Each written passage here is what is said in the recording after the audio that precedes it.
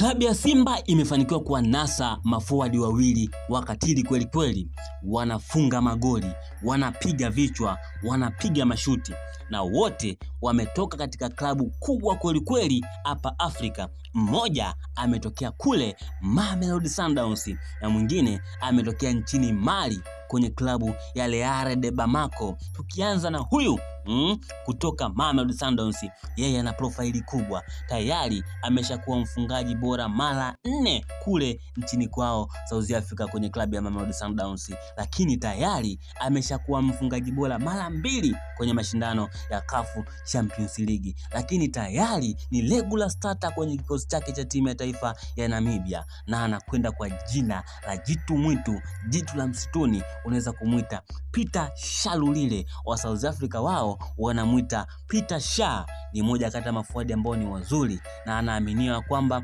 amekuja Msimbazi kuja kuchukua nafasi ya Jonathan Soa ambaye ameweza kuondolewa kwenye klabu ya wekundu wa Msimbazi Simba. Niwaambie mashabiki wa Simba kwamba mmepata forward, mmetibu kidonda ambacho kiliachwa na maforward waliopita wakina Medi Kagere. Siku za hivi karibuni timu ya Simba imekuwa ikihangaika sana kuweza kupata forward, lakini tayari mmeshaweza kupata suluhisho na Peter Shalulile atawasaidia kweli kweli.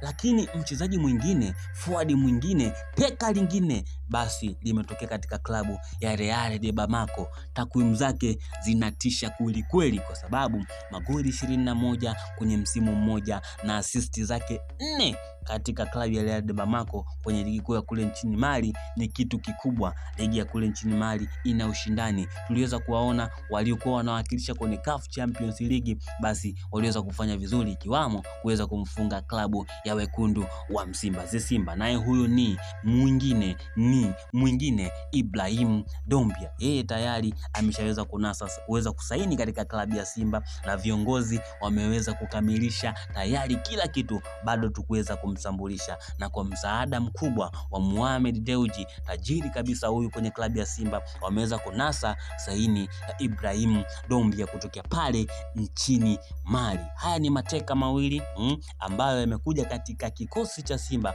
kuweza kusolve matatizo ya forward ambayo Simba yamekuwa akisumbuka nayo kwa muda mrefu kweli kweli. Msimu uliopita mpaka ikapelekea Elia Mpanzu Kibisawala akawa kama namba 9, akatoka kule pembeni ambako huko niko namba yake, na kuja katikati ili kuweza kuziba nafasi za kina Jonathan Soa. Idara ya ushambuliaji kwenye namba 9 kwenye klabu ya Simba atakuwa ni Suleiman Mwalimu Selebwenzi, atakuwa ni Ibrahim Doumbia, na jitu mwitu, jitu la msituni Peter Shalulile atakuwa anaongoza safu ya ushambuliaji ya Simba. Hayo ni mateka mawili ambayo Simba wameweza kufanikiwa kunasa saini zao.